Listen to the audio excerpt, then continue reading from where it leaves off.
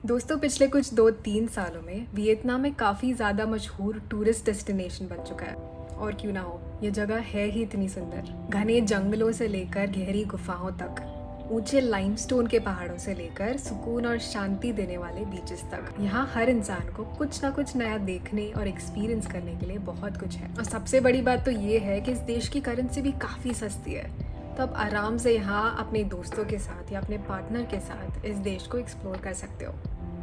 लेकिन मेरा इस ट्रिप पर जाने का मकसद कुछ और था। मैं वियतनाम एक बहुत ही खास मौके पर जा रही थी, एक नए देश में अकेले अपना 25वां जन्मदिन मनाने।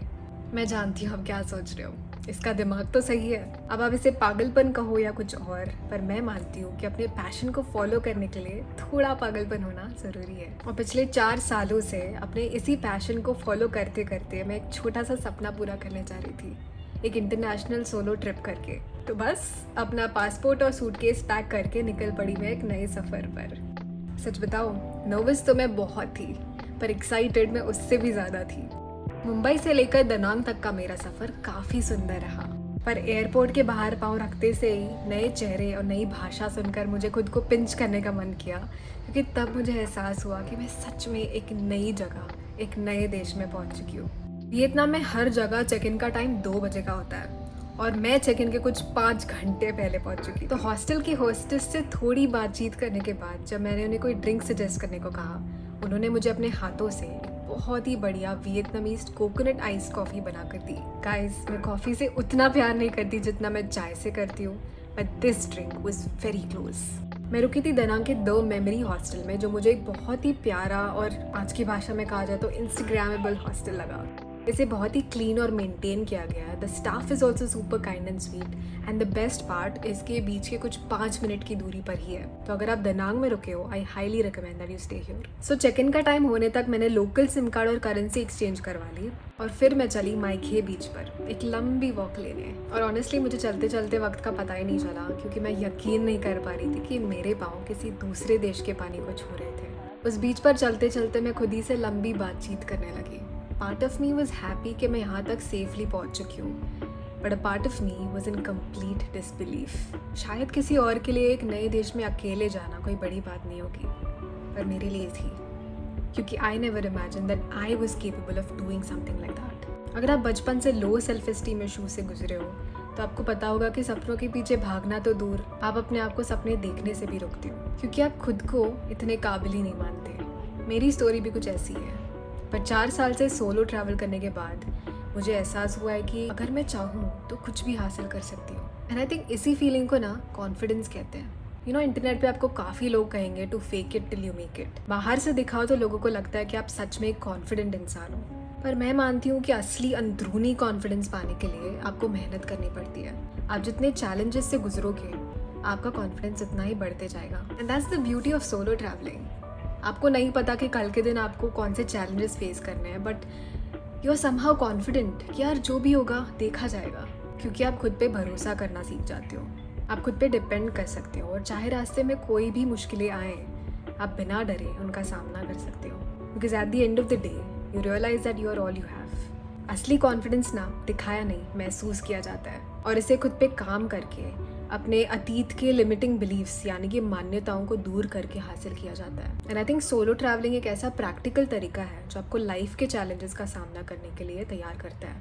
बीच पर खुद के साथ वक्त बिताने में मुझे जितनी खुशी मिली, उतनी ही खुशी मुझे एक नया दोस्त बनाने में मिली, जो मेरी तरह इंडिया से वियतनाम सोलो ट्रैवल करने आया था। You know, the best part about solo travelling is कि आप कभी अकेले नहीं होते हो। आपको आप ही की तरह लाइक माइंडेड लोगों से मिलने का और उनके साथ वक्त बिताने का मौका मिलता है। शायद अब वापस उनसे कभी ना मिल पाओ, पर आप उस मोमेंट में जीना और हर पल का मजा लेना सीखते हो। और हमने भी कुछ वैसा ही किया। हमारे पास दनांग शहर को एक्सप्लोर करने के लिए सिर्फ 1 दिन था। So instead of exploring all the crowded touristy places, हमने वियतनाम के कल्चर को एक्सप्लोर किया। हमारा पहला स्टॉप था मार्बल माउंटेन्स, जो 5 मार्बल और लाइमस्टोन के पहाड़ों के क्लस्टर से बना है, और इसे 5 एलिमेंट्स माउंटेन भी कहा जाता है। ये पहाड़ 5 तत्वों से बने हैं, जो है metal, water, would, fire and earth. थोड़ा रिसर्च करने के बाद मुझे पता चला कि वियतनाम वॉर के दौरान इन पहाड़ों के बिल्कुल सामने अमेरिकन एयर फैसिलिटी होने के बावजूद इस देश के नौजवानों ने अपने सैनिकों के लिए इसे एक हाइडअवे स्पॉट जैसे इस्तेमाल किया था, और उनके दुश्मनों के नाकों के नीचे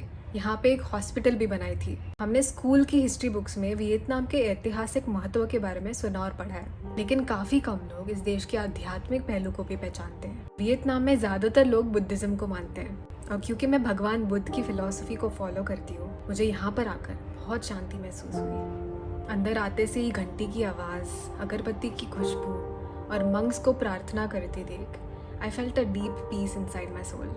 इन 5 पहाड़ों में से सिर्फ एक पहाड़ दर्शकों के लिए एक्सेसिबल है, और इन गुफाओं के अंदर कई सारे हिंदू और बुद्धिस्ट भगवान की मूर्तियाँ सालों से यहाँ महायाना बुद्धिस्ट और गुयिन डायनेस्टी के राजाओं ने बनाए और संभाल कर रखे हैं। ज़्यादातर लोग यहाँ पर आकर प्रार्थना करके चले जाते हैं, पर ये जगह इतनी बड़ी है कि आप चाहो तो इसे एक्सप्लोर करने के लिए एक पूरा दिन बिता सकते हो। हमारे पास वक्त काफ़ी कम था, हालांकि हम दूसरी जगहों पर जाकर दरांग सिटी को एक्सप्लोर कर सकते थे। हमने डिसाइड किया कि हम यहीं रुककर मार्बल माउंटेन के टॉप पर जाकर सनसेट देखेंगे। एक तरफ पहाड़ों के पीछे डूबता हुआ सूरज और दूसरी तरफ समुंदर की लहरें बहते देख I thought of Deepika when she said, life में कुछ ना कुछ तो छूटेगा ही, तो जहाँ है वहीं का मज़ा लेते हैं। आफ्टर ऑल आर एक्सप्लोरिंग हमें लगी थी भूख, so we try to look for vegetarian cafes, और हमें एक बहुत ही कूल वीगन कैफे मिला called I vegan, and we got ourselves this smoothie bowl and this cool looking burger which also tasted really good by the way. And then we went to what we call Da Nang का Bandstand, because यहाँ का vibe was quite like Mumbai का Bandstand,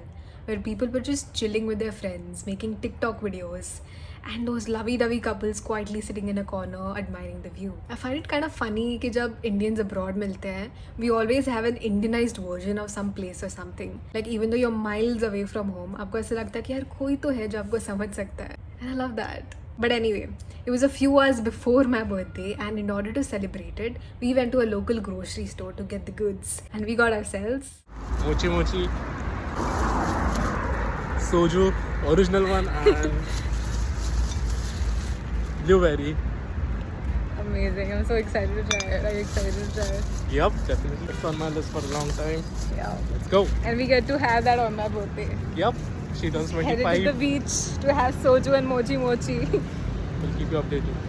मुझे ना छोटी छोटी चीज़ों से बड़ी खुशी मिलती है। अगर आपने के ड्रामा देखा है तो आपने सोजू के बारे में ज़रूर सुना होगा, and it was only obvious कि जब हमने वियतनाम के ग्रोसरी स्टोर में इसे देखा, we had to pick it up, and then we celebrated my 25th birthday at the beach at midnight with a soju in my hand and some good company. आप सोच रहे होंगे कि why did I come all the way to Vietnam जब मुझे अपना birthday beach पर ही मनाना था। I will tell you why. बचपन से ना बर्थडेज को काफ़ी इंपॉर्टेंस देते हैं, और उस एक दिन को परफेक्ट बनाने के चक्कर में हम लोगों से और खुद से बड़ी उम्मीद रखते हैं, और अगर वो एक दिन आपके एक्सपेक्टेशन से मैच नहीं करता तो आप बड़े दुखी हो जाते हो कि जो आपने सोचा था वो नहीं हुआ, आपको किसी ने स्पेशल नहीं फील करवाया। यार I genuinely think birthday should not make you feel like that, and I also think कि आपको अपनी खुशियाँ किसी और के हाथों में नहीं देनी चाहिए, क्योंकि आप ही वो इंसान हो जो अपने आप को खुश रख सकता है। And at the age of 21 जब मैं पहली बार सोलो ट्रिप पर गई, I realize that I was in complete control of my own happiness. वो एक ट्रिप ने मेरे लिए एक नई दुनिया खोल दी, because I realize that experiences were a good use of my money. Guys, I personally think कि आपको अपने पैसे ना मटीरियलिस्टिक चीज़ों से ज़्यादा एक्सपीरियंसेस पे खर्च करने चाहिए, क्योंकि किसी और को क्या, आपको तक याद नहीं होगा कि आपने अपने बर्थडे पे क्या पहना था या क्या खाया था। याद रहती हैं तो सिर्फ यादें ऐसे वक्त की जिसमें आप सच में दिल से खुश थे। मैं ये नहीं कह रही कि आप मेरी तरह अकेले अपना जन्मदिन मनाने सोलो ट्रिप पर जाओ, पर मैं ये ज़रूर कहूँगी कि आप लाइफ में जिस भी फेज़ में हो उसे पूरी तरह एंजॉय करो। लोगों से एक्सपेक्टेशंस मत रखो, खुद के लिए जीना सीखो, क्योंकि अगले साल आप वापस इसी उम्र के नहीं होंगे। Age is just a number, and birthdays are just a reminder that you getting another chance to grow older and wiser. और रही बात बर्थडेज मनाने की, तो do it the way you want it. अगर आपको पजामाज में घर पे बैठ के आइसक्रीम का टब खाली करने का मन करता है, देन डू दैट। अगर आप सिनेमा और फिल्मों से प्यार करते हो, then book yourself a ticket and watch a movie that you like. Do one thing for yourself that you genuinely enjoy doing, because honestly it's your special day and you get to make it special in your own special little ways. Remember this, you're lucky if you're surrounded by people that you love, but you're luckier if you realize that the love you always needed was always there within you. So that was all about my 25th birthday in Vietnam. Please subscribe and share this video with your friends if you found any value. Also, please tell me in the comments about ways in which I can improve my content and what you would like to see more of on this channel. Thank you for watching. Stay tuned for the next one. Bye guys.